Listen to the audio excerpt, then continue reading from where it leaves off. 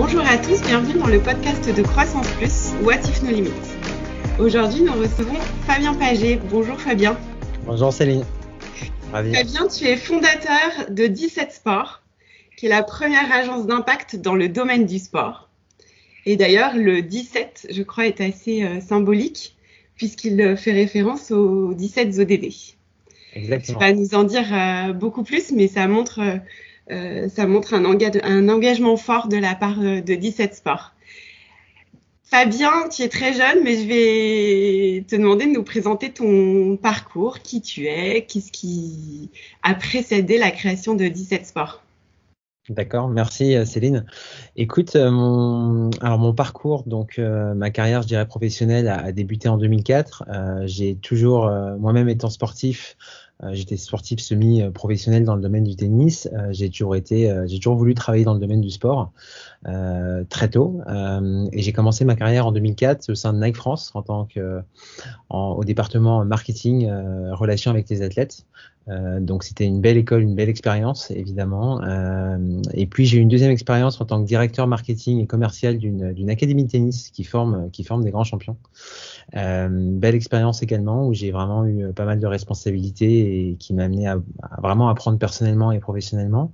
Et puis petit à petit, après 5 belles années, j'avais vraiment envie de pouvoir avoir la liberté d'entreprendre et de créer, et puis d'aller quelque part un peu poursuivre mes envies personnelles, et j'ai décidé d'entreprendre en créant ma propre société, ma première entreprise qui s'appelait O2 Management, qui était une entreprise de management d'athlètes et de conseils en communication à travers le sport. Donc j'ai créé O2 Management en 2012. Ça a été un vrai tremplin et un vrai changement de vie, puisque j'étais salarié auparavant pendant plusieurs années, et puis du jour au lendemain j'ai décidé de rompre mon statut de salarié pour entreprendre, et le lendemain je me rappelle, je m'étais projeté, je me sentais déjà entrepreneur et prêt à avancer, ce qui est assez intéressant puisque plus jeune je me voyais pas du tout entrepreneur, ni de près ni de loin. J'ai aucun modèle d'entrepreneuriat dans ma famille. Par contre, l'envie de poursuivre ses rêves, l'envie de créer, c'est quelque chose qui était très fort, et j'avais vraiment envie de donner vie à ça. Et donc ça a abouti à la création de cette première entreprise, et puis j'ai naturellement passé ma licence d'agent sportif dans le domaine du tennis pour pouvoir exercer la profession, ce qui m'a amené à représenter pas mal d'athlètes dans différentes disciplines sportives, tennis, natation, surf, football, handball, etc. Et puis à travailler avec des entreprises pour les conseiller justement dans leur stratégie de communication à travers le sport. Voilà. Et puis très vite, j'avais ce besoin de donner du sens, et quand j'ai créé ma première entreprise, quelque part j'étais attaché aux valeurs humaines, puisqu'évidemment quand on crée son entreprise, c'est avant tout pour que ça ressemble aux valeurs que l'on porte, auxquelles on est attaché. La notion de sens était encore très, je dirais assez floue, et donc ça a pris du temps, ça a pris quelques années pour vraiment prendre conscience de ce que je voulais mettre derrière ce terme sens, parce que le sens, on a tous une définition un petit peu différente du sens qu'on veut donner. Et puis ça a été un chemin personnel, déjà de me dire aussi, voilà, en tant qu'entrepreneur, quelle est un petit peu ma mission à moi. Donc c'était pas vraiment une prise de conscience personnelle, des interrogations, un questionnement un peu personnel sur quel est le sens que je voulais donner dans ma vie, et comment l'entreprise que j'avais créée pouvait être l'extension de cette mission, de ce sens que je voulais donner. Donc ça s'est pas fait du jour au lendemain, mais... Alors justement, parce qu'il y a plein de choses dans ce que tu viens de dire, ouais. dans le cours, quel est le moment, la rencontre, enfin qu'est-ce qui a fait que tout a basculé, que tu as voulu créer 17 Sports, qu'est-ce qui a précédé à la création de 17 Sports, enfin quel a été le déclic? Oui, c'est une très bonne question. Il y a eu deux temps forts. Le premier, c'est la rencontre avec Serena Williams, avec qui j'ai travaillé pendant plusieurs années. J'ai commencé à travailler avec Serena en mars 2014 et notamment sur son engagement auprès du Women Empowerment. Elle est très engagée pour les femmes. C'est quelque chose en 2014 qui était encore était vraiment au début quelque part de son engagement. Et elle voulait pouvoir le construire et le matérialiser concrètement. Donc mon rôle a été de l'accompagner sur ce chemin et en même temps de pouvoir identifier des entreprises, des partenaires commerciaux qui pourraient s'associer à elle pour la même mission. Donc ça m'a un petit peu ouvert les yeux et ça m'a vraiment quelque part construit aussi sur l'importance et l'influence des athlètes et la responsabilité des athlètes en tout cas en tant qu'individus auprès de cette société et quelque part montrer aujourd'hui que les athlètes avaient d'autres dimensions que la dimension simplement sportive. Donc ça a été quelque part plusieurs années durant lesquelles j'ai pu apprendre et puis en même temps exercer ce travail, donc c'est intéressant. Et la deuxième, c'était une rencontre avec une personne qui est devenue mon associé sur 17 Sports, qui est une personne plus âgée que moi, mais qui a une grande expérience dans l'industrie du business du sport. Et qui justement, alors lui est sud-africain, résident à San Francisco, et lui a été Chief Marketing Sustainable Officer du Super Bowl et de l'America's Cup, et ça fait plus de 15 années qu'il exerce dans ces notions de purpose à travers le domaine du sport aux États-Unis. Donc ils sont un petit peu sur ces sujets-là que l'on peut l'être en France. Et c'est vrai que cette rencontre a quelque part accéléré justement la bascule, je dirais, entre la première entreprise que j'ai pu créer et la création de 17 Sports. Voilà, et 17 Sports a été vraiment créé pour répondre à un problème et surtout pas pour créer une énième entreprise dans l'industrie. Donc on est vraiment animé par cette responsabilité et la mission que l'on porte au sein de Seventeen. Justement, donc ça m'amène à la question suivante. Donc, chez Croissance Plus, tu es adhérent de Croissance Plus. Tu sais que les entrepreneurs de Croissance Plus portent des valeurs fortes de la croissance, mais au-delà d'un engagement fort au niveau environnemental, social et sociétal pour un meilleur usage du monde. Du coup, est-ce que tu peux nous dire comment vous concevez chez 17 Sports cette contribution à un meilleur usage du monde? Quelle est votre raison d'être? Comment vous l'appréhendez? Comment vous le menez? Effectivement, avant de créer 17 Sports, qui était créé en décembre 2019, donc c'est très récent, il y a eu beaucoup de réflexions personnelles et communes avec mon associé, et on est parti vraiment du constat que l'industrie du sport était en pleine croissance, évidemment, et occupe un poids, je dirais, croissant dans l'économie, puisque les deux axes, je dirais, majeurs de développement de l'industrie ont été sur le profit et sur le spectacle, l'entertainment. C'est vraiment, aujourd'hui, il y a de plus en plus d'argent dans l'industrie du sport et vraiment toujours plus de spectacles. C'était vraiment les deux critères. Et la contribution de l'industrie du sport auprès de la société, pour nous, est trop faible. Elle se limite à des actions parfois tactiques, ponctuelles, qui sont très légitimes, mais qui sont pas connectées à la création de valeur et au modèle de l'entreprise. Et nous, la raison d'être justement de 17 Sports est vraiment de pouvoir accroître la contribution du sport auprès des 17 ODD justement. Donc de pouvoir utiliser tous les acteurs du sport, donc toute l'industrie et toutes les parties prenantes de l'écosystème pour accroître leur contribution auprès des 17. Et la mission qui est la nôtre, la façon dont on fait ça justement, c'est en éduquant, en inspirant et en conseillant tous les acteurs à changer de paradigme, à changer de modèle et à aligner justement leur raison d'être, leur mission dans le domaine du sport avec leurs investissements, de manière à corréler justement leurs investissements dans le sport avec leur raison d'être pour associer business et impact positif sur certains enjeux, sur certains ODD. Voilà. Donc ça nous amène à travailler avec des entreprises, avec des événements, avec des athlètes évidemment, et puis toute l'industrie, tout l'écosystème du sport. Dans quelle mesure elle est un accélérateur? Elle est un accélérateur. Alors globalement pour votre industrie en fait.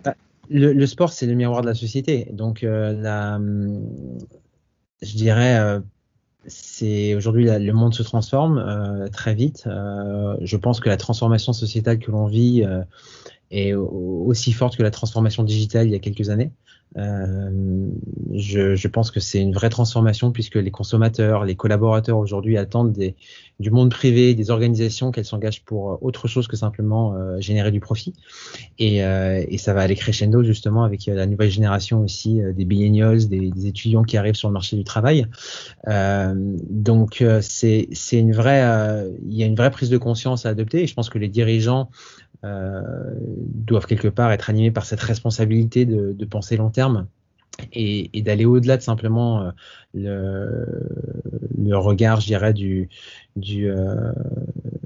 profit ou la génération de profit pour le prochain quarter. Je pense que c'est essentiel de regarder au-delà et de s'interroger en quoi cette organisation, cette entreprise que l'on gère doit avoir un rôle pour contribuer à améliorer la société. La crise, quelque part, est un facteur effectivement qui accélère ces prises de conscience. Nous, on le voit aujourd'hui. Tous les dirigeants des entreprises ou des organisations avec lesquelles on discute se questionnent, s'interrogent. Certains ont un degré de maturité différent je dirais, sur ces sujets-là, puisqu'il y a encore aussi beaucoup, je pense, parfois un peu d'incompréhension ou d'ignorance sur ces sujets où on mêle parfois RSE, raison d'être, sustainability. C'est des termes qu'on entend beaucoup et parfois on n'est pas forcément éduqué sur le sujet et on comprend pas forcément la différence. Donc c'est pour ça que je pense qu'on a une responsabilité d'éduquer. Mais en tout cas, de plus en plus, en tout cas, sont sur ce chemin de transformer leur organisation. Et je pense qu'ils ont quelque part pas le choix, c'est plus une option, parce que de la même manière que certaines entreprises qui n'ont pas entamé la transformation digitale pendant certaines années, elles ont pu disparaître avec le temps et elles ont pu disparaître avec une crise comme la pandémie que l'on traverse, alors que celles qui ont fait la transformation aujourd'hui ont pu résister, ont pu se montrer plus résilientes face aux crises qu'on peut traverser. Quels sont les prochains défis et enjeux pour 17 Sport à très court terme? On a beaucoup d'enjeux, on est animé par cette responsabilité, donc on est habité, donc au quotidien on a beaucoup de choses. L'objectif, c'est pas d'avoir le maximum de clients, c'est pas du tout ce qui nous anime, c'est plutôt d'avoir le maximum d'impact. Et évidemment, on le fera à travers les réalisations, le travail que l'on fait avec nos clients et nos partenaires. Mais c'est plus que des clients, justement, c'est des partenaires qui partagent notre mission et qui viennent accélérer notre mission à nous au sein de 17 Sport.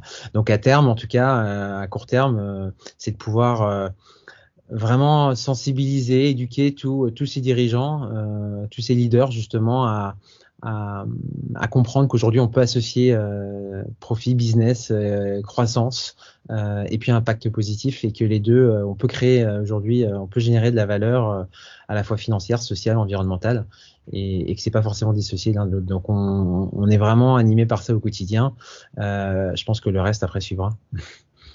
Voilà. Fabien, on commence la journée ensemble. Ouais. Et pour la journée, je vais te donner un super pouvoir qui va te permettre de changer une chose, et une seule, mais qui va te permettre de changer une chose dans le monde. Qu'est-ce que tu choisis? Spontanément, je dirais vraiment changer et changer les inégalités. Pour moi, ce serait vraiment de pouvoir revenir à un modèle beaucoup plus sain, beaucoup plus équitable dans le monde entier, sur la planète aujourd'hui.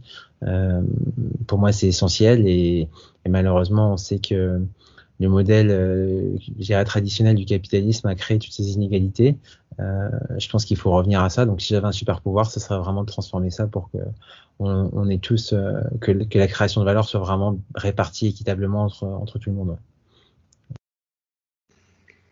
Merci Fabien. Et dernière question, tu es entrepreneur, mais si tu devais exercer un autre métier, si tant est qu'on considère qu'entrepreneur est un métier, lequel choisirais-tu? Ce serait certainement coach de tennis professionnel. Comme c'est évidemment un sport que j'ai pratiqué à un niveau assez intéressant, et le fait de le côtoyer aussi dans le cadre de mes activités, de mon métier, je trouve que c'est un très beau métier, pouvoir coacher, puisque c'est pas simplement être un entraîneur, et je fais la différence entre coach et entraîneur, mais pouvoir coacher les meilleurs athlètes dans le monde entier, c'est vraiment très riche. et aussi bien personnellement que professionnellement, et pouvoir amener justement les athlètes et au final les individus à atteindre leur potentiel maximum dans la vie. Je trouve que c'est un super métier. Donc pouvoir l'exercer à travers le sport, ce serait certainement le métier que j'aimerais exercer. Ouais. Top. Et pour finir ce podcast, je crois que tu as une actualité, que vous avez un bouquin qui sort ou qui est sorti très prochainement. Peut-être que tu veux nous en dire 2 mots, parce que dans cette période, on a besoin de conseils lecture. Ouais, avec grand plaisir. Soirées, Avec plaisir, on a lancé effectivement Legacy Sport. D'ailleurs, j'ai le livre ici. Donc, c'est un ouvrage sur lequel on a travaillé pendant plus d'1 an. Et surtout, il a été vraiment écrit pour soutenir la mission qui est la nôtre, comme je le disais, qui est vraiment d'éduquer, inspirer, conseiller l'industrie du sport sur ces enjeux justement d'associer business et croissance et impact. On veut pouvoir éduquer et instruire vraiment tous les leaders qui s'intéressent à ces sujets-là. On a trouvé que le livre était une bonne manière, en tout cas un bel outil pédagogique pour justement, à travers des témoignages de leaders inspirants, leur montrer que ça marche, leur montrer que c'est possible et leur donner les clés pour justement transformer leur organisation. Donc, on est assez fiers de ce livre puisqu'il amène vraiment des témoignages très intéressants. La totalité des fonds sont reversés à des organisations d'impact sur le terrain. On n'est surtout pas là pour servir les intérêts financiers de 17 Sport. C'est un bel outil. On a aussi un podcast qu'on a lancé. Tout ça est sur la plateforme legacysport.org. Et le livre, effectivement, est disponible aujourd'hui sur Internet et en librairie. Il est en anglais et il sera très prochainement traduit en français. Voilà. Merci beaucoup, Fabien. Donc, dans l'immédiat, si vous voulez avoir un témoignage inspirant et pratiquer votre anglais, lisez Legacy Sport. Et puis, merci beaucoup, Fabien, pour ce témoignage. Merci à toi, Céline. À très bientôt et à très vite à tous pour un prochain podcast de Croissance Plus. Merci, Céline.